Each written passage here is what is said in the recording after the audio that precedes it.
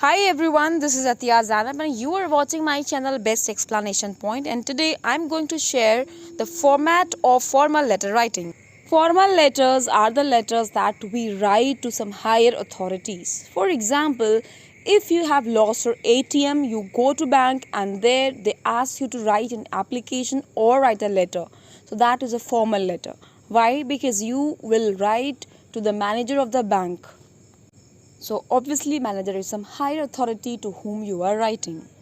Another example of formal letter that you can face in your life is, suppose if you are facing some problem in your locality. For example, drainage system, electricity problem, sound, pollution, whatever the problem that you have been facing for a long time around your locality. So for that also you will like to write to an editor of a newspaper so that he can publish your problem and the municipality can take the action.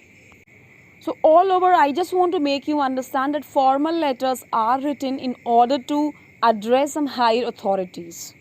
Now let's discuss how to write a formal letter. So for this, you'll have to write first of all sender's address, that means your own address, right? And in that also you'll have to use 3 lines for this address. In first line you will write house number, comma, landmark. Then in another line you will write the name of the colony that you live in. After that, in the third line you will have to write the name of the city that you live in. You will mark a dash there and you will write the pin code of your area. I have set an example also for all of you. You can see on the screen.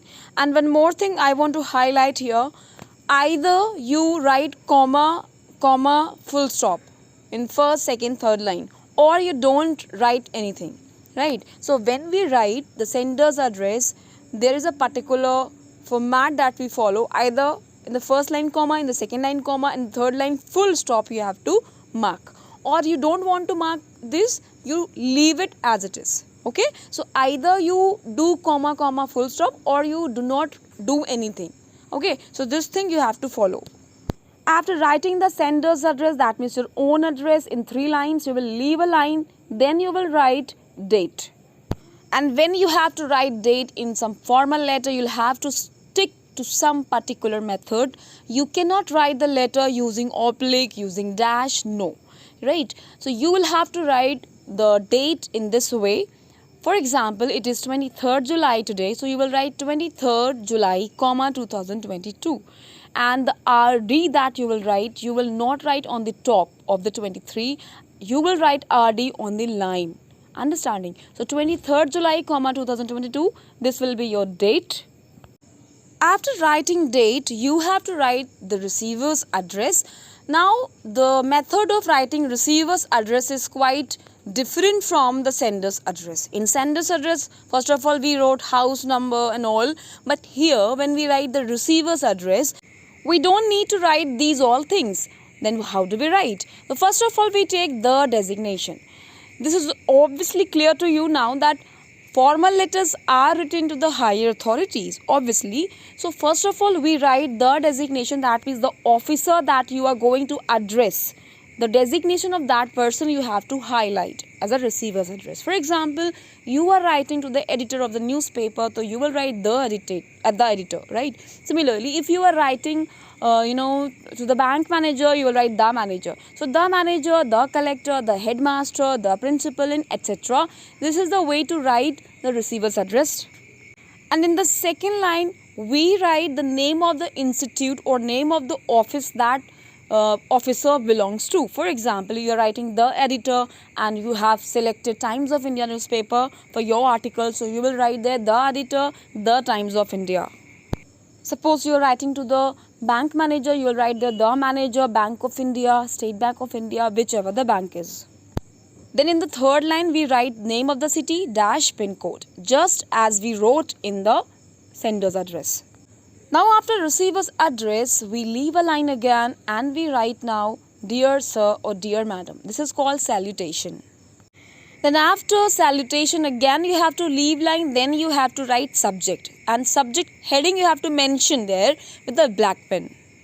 Now what is the subject and why do we write subject? Subject is the main topic that you are going to cover in your letter. You know that formal letters are written to some higher authorities for a specific purpose. For example, you want to write to an editor so that he publishes the problems of flood victims. You are moved by the flood areas and you want to do something for them, the flood victims. So you want to write to some editor so that he publishes this problem, that please help the flood victims, okay, by some method and all. So for that, what heading you will write there? Appealing for flood victims, right? So this is the heading. So my point is to make you understand that subject should be very brief and it should be in one line only, and it should never be a sentence. It should be a heading that should come on the same line that you are writing in. Okay, similarly, if you want to write to some bank manager and you have lost your ATM, so there you will write missing ATM, and so on. You can write your subject accordingly, whatever the situation is. But make sure it should never be a sentence, it should be a heading and it should come on the same line. Now after subject again you have to leave a line, then you have to start the body of the letter. Now what is body of the letter? The content you want to write, the main thing that you want to highlight through the letter, that you have to write. And your body of the letter should contain at least 2 paragraphs and maximum 3 paragraphs also. And in these paragraphs, when you start, the first paragraph should be introductory. That means you will highlight the main problem that you're going to discuss. Then in the second paragraph, you will, talk about details of that problem, whatever you want to discuss. And finally, in the third one, you will, request them to take action and whatever you want to say. So minimum 2 paragraphs you have to write and maximum 3 you can write. But while writing these paragraphs, your opening sentence and your closing sentence should be highlighted and it should be best. It should not be the most repeated one. Okay, to score high marks in your exam, you have to cover or you have to write best examples of opening sentence and closing sentence. How can you practice for these? You can practice these opening sentences and closing sentences. These are given in your grammar book. Whether you are from CBSE board or from ICSE board, so many letters are given there.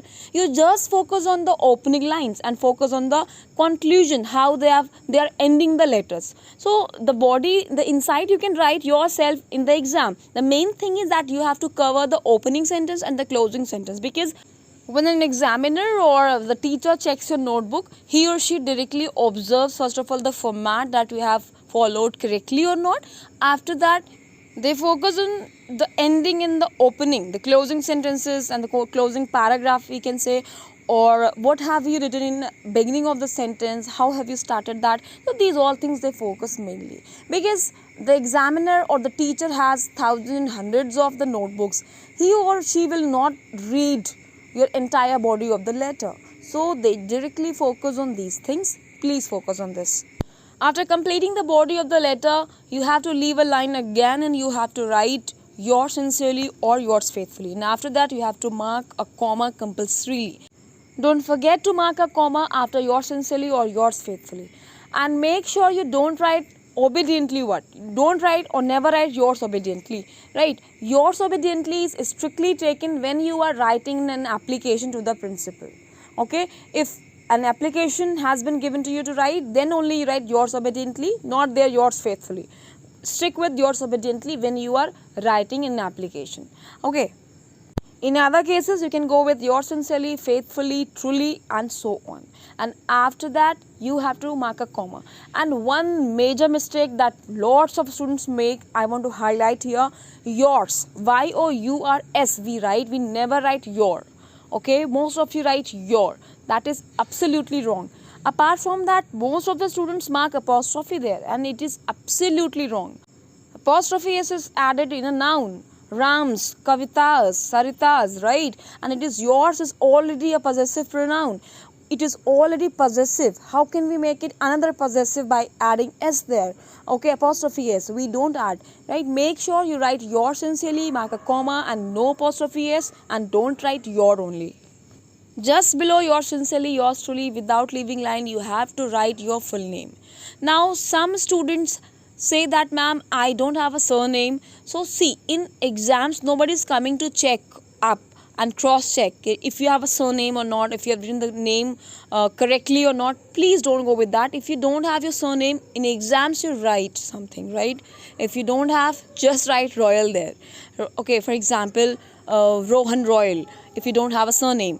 Okay, so you have to write full name when you are writing a formal letter compulsorily. And after that you have to sign there, and in sign also you have to write your full name. How was the video? Please let me know in the comment box. Please let me know, did you understand or not? And I will bring some examples of formal letters very soon. Till I come with my next video, keep loving my channel. Please like, share and subscribe. Thank you for watching.